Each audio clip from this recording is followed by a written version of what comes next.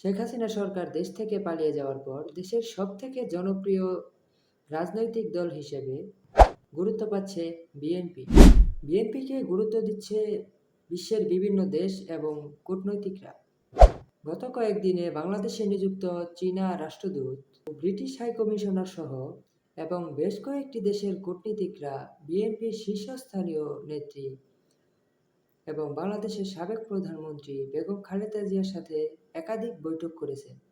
পৃথক এসব বৈঠকে বিশ্বের বিভিন্ন দেশের কূটনীতিকরা বিএনপির ভবিষ্যৎ পরিকল্পনা ও দলীয় অবস্থান নিয়ে আলোচনা করেছেন।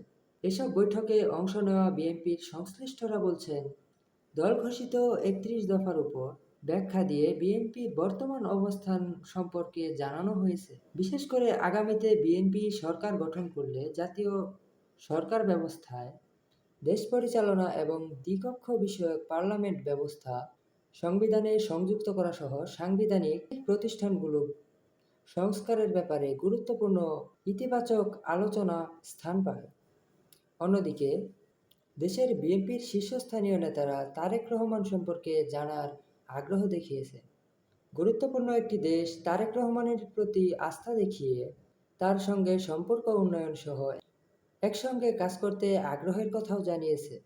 সংবিধান, রাষ্ট্র ব্যবস্থা সংস্কার ও অর্থনৈতিক বিষয়ে গত 13 জুলাই ৩১ দফা দাবি নিয়ে ৩১ দফা রূপরেখা জারি করে বিএনপি, যা ঘোষণার পর রাজনৈতিক অঙ্গনে আলোচনার পাশাপাশি প্রশংসাও পাচ্ছেন বিএনপি।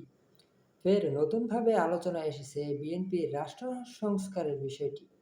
এখন সেই রাষ্ট্র কাঠামো মেরামতের ৩১ দফা শুধু মুখের কথায় সীমাবদ্ধ না রেখে যা অর্থবহ বাস্তবায়ন চায় বিএনপি। এর পক্ষে দেশের বিভিন্ন ফোরামে কথা বলছেন বিএনপির শীর্ষস্থানীয় নেতারা। দলটির নেতাকর্মীরা মনে করছেন, বিএনপির ভারপ্রাপ্ত চেয়ারম্যান তারেক রহমান একজন ডাইনামিক ও আইকনিক নেতা। তাকে অতি তাড়াতাড়ি দেশে আনা প্রয়োজন।